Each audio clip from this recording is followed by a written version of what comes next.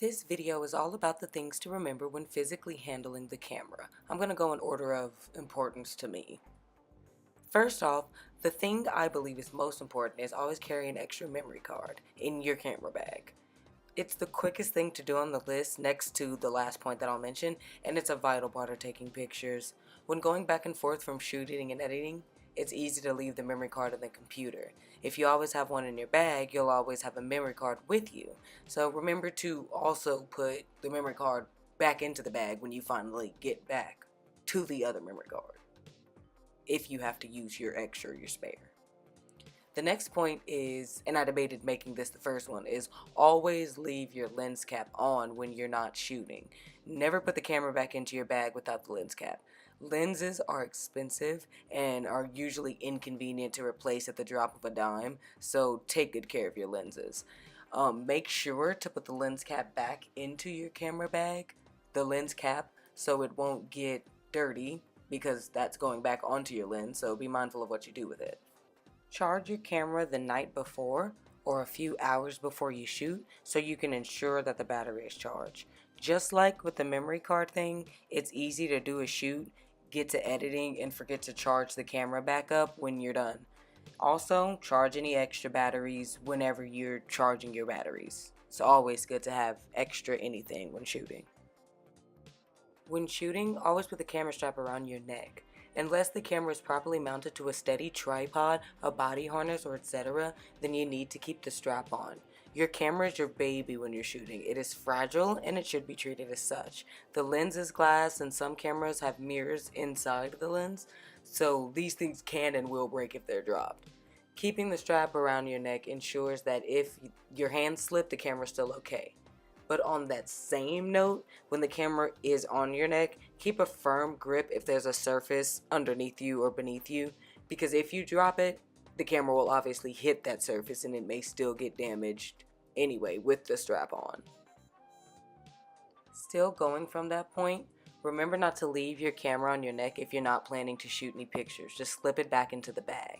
It's easy to get used to the weight of the camera and forget it's there. That means you may bend down, lean forward, or do any motion that may cause the camera to swing into whatever you're doing.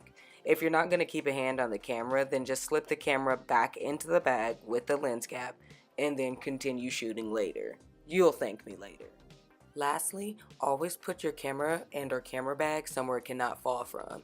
This may mean a low shelf or surface, the center of a table, inside a drawer that it can't be crushed in, etc.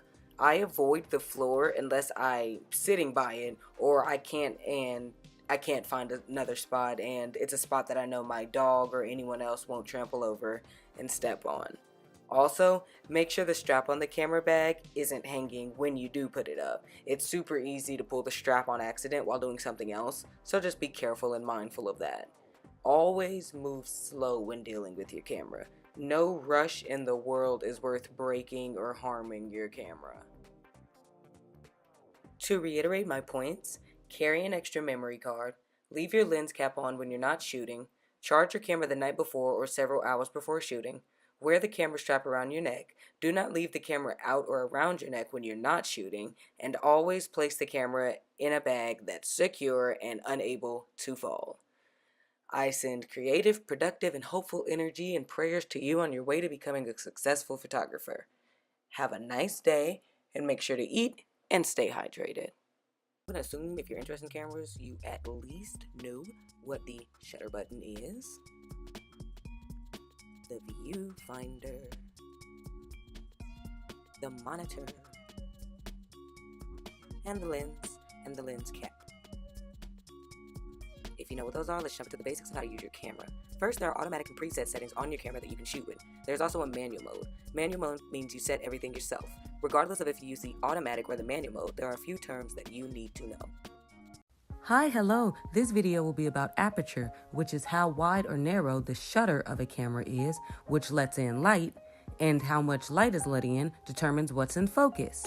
The shutter of a camera works like the pupil of an eye, dilating or constricting to let more or less light in, and this is called f-stop.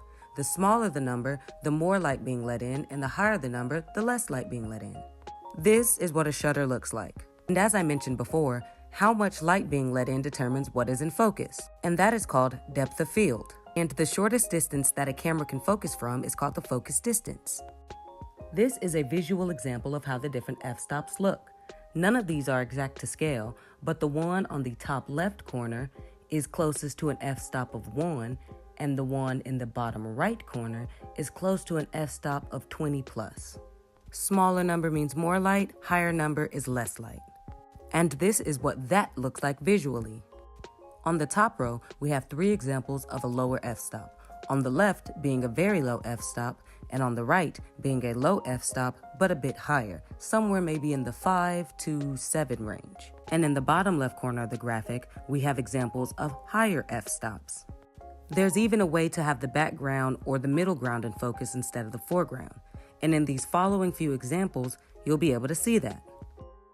In the first 2 pictures, the foreground is in focus at 35 and 50 millimeters. In this photo, only the middle ground is in focus at 35 millimeters. In this photo, everything is in focus at 50 millimeters.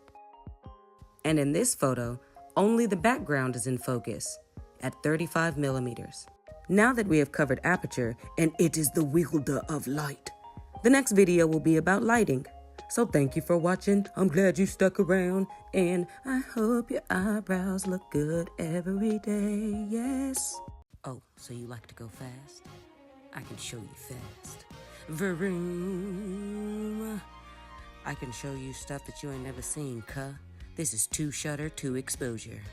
Hello everyone, this video is about shutter speed. Shutter speed is exactly what it sounds like. It is the speed the shutter closes to capture light, which captures the picture.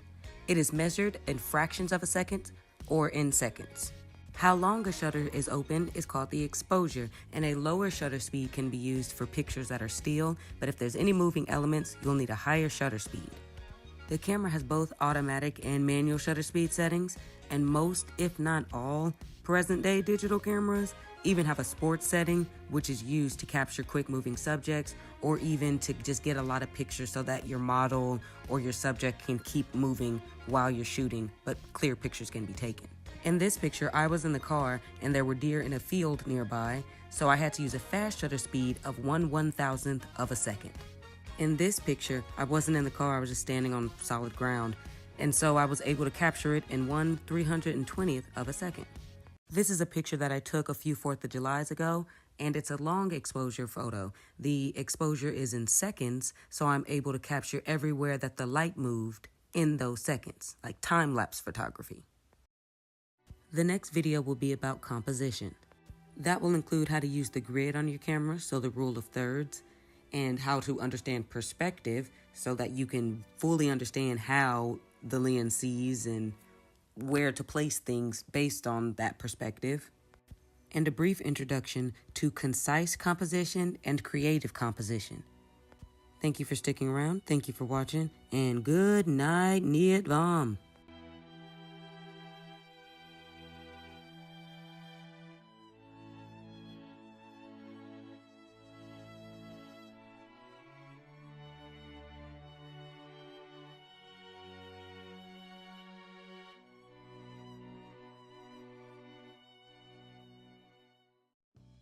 Oh, this video is about lighting and how the camera sees light.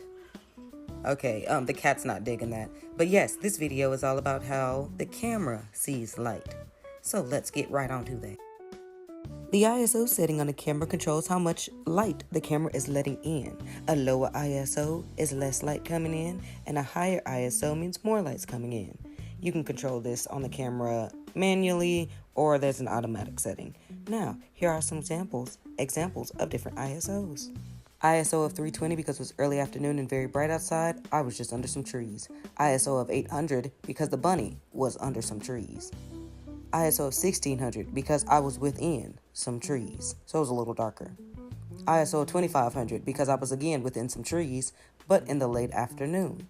ISO of 3200 because the sun had passed under the tree line. And this is just an example of an ISO that is way too high for this setting. I was right by a window.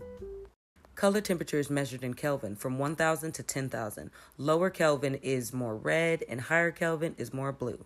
Things that control color temperature are the time of day, whether you are indoor or outdoor, like using natural lighting or indoor lighting, and if the lights in a scene are just tinted. You can control color temperature on your camera manually, like what you see here, or with the preset options, or in post editing. But of course, you have the automatic setting, and then after that, you have settings like daylight, cloudy, incandescent, fluorescent, and those will vary from camera to camera. The examples you see are the ones that my camera has. And of course, in post and editing, you can use filters, general adjustments, and full-on color grading to change how a scene looks and how much light is in it, etc., etc. It is important to make sure that the camera is getting enough light because it can really be make or break for a certain shot or certain footage, because the ISO, or the amount of light the camera's getting, and the aperture and the shutter speed, they all work together in this trio bundle. So if one is off, it could really, oh my goodness, it could really F up a shot. With that said, the next video is about shutter speed. So thank you for watching and see ya! Hello there! Today we are going to be learning the angles to use when shooting with a camera. This applies to photography, videography, and cinematography. So let's get the freak started. A camera angle is where the camera is placed and how it's positioned, like upward, downward, diagonally. The focal length of a lens refers to how much is in the frame, like how much can the camera see.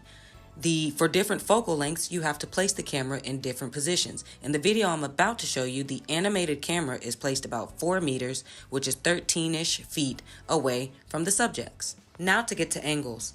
You have the front angle and the back angle where the camera is placed in front or behind a subject, the side angle where the camera is placed on the side of a subject, an upside down angle where the camera itself is turned upside down, and a Dutch or diagonal angle where the camera is tilted at an angle.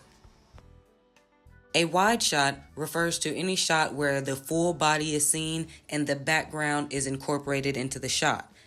A super wide has a lot of background in the shot. Now, a full body shot is just any shot where the full body is able to be seen on camera. Now we're zooming in and we're going to achieve the medium wide. A medium wide is an angle that's done I consider it about knees up, but it's really waist up.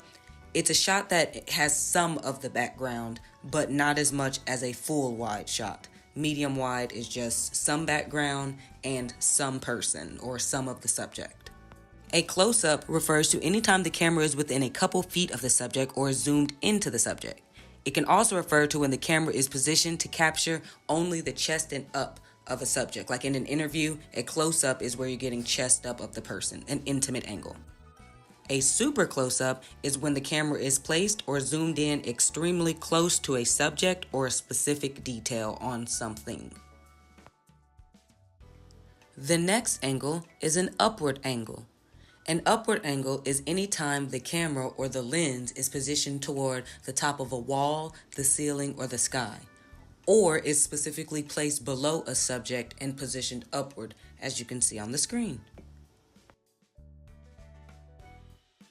And that is not to be confused with a ground angle, which is when the camera is placed near or on the floor or ground and is positioned forward, not tilting toward the ceiling.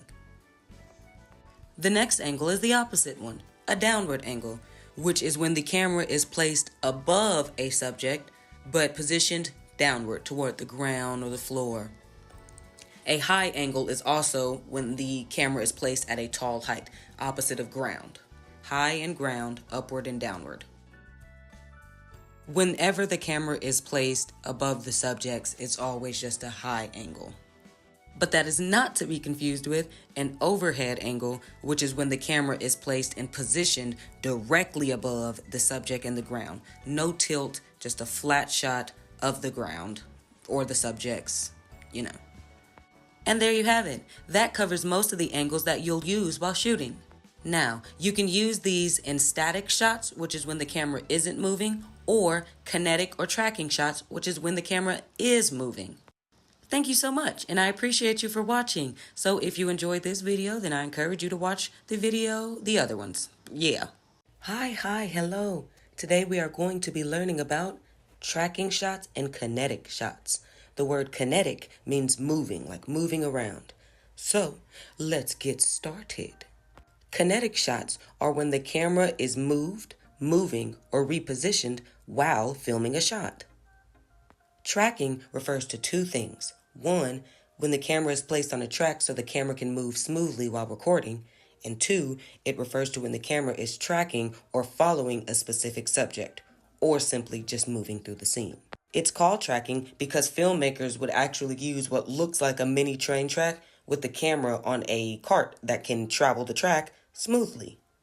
There are several different ways to travel or track through a scene, so here are some. You have a simple camera track, or just a camera track, which is when the camera moves independently through the scene in likely a straight or a simple curved line. In a shot like what you see there, the camera is moving freely and it does not or is not following a specific subject. In an object or a person tracking shot, the camera is restricted to that specific subject or subjects. And in shots like this, the camera may not follow a straight line anymore because it is following the subject directly. So if they were going through a crowd or it's a bird flying, there's going to be loops and turns and whatnot. One of the most commonly used tracking shots is a C-track or a curved track. That is when the camera moves in an arch-like or C-shaped manner, either following a subject or looking around a scene. In the example you see above, the camera is looking around the scene and the characters happen to be moving while that's happening. Now, that's not to be confused with a panoramic shot, which is when the camera stays in the same place but is turned 180 degrees or even more, a wider angle. The next type of track is just a circle track. It's just a circular track that goes around the subject, subjects, or a scene, or maybe it surrounds an object. But yeah, it's just a circular track. An overhead track does not refer to it being over someone's head. It just means when the camera is placed above the subject or the scenes. It's not always done from a bird's eye view, which is required to see the top of a human's head. It can be from the view of someone's eyes looking down at their feet, from like a faucet looking down at a sink drain, just overhead the subject or the scene.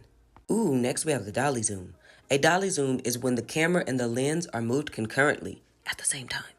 It creates the visual illusion of appearing closer or farther, or of shrinking/stretching.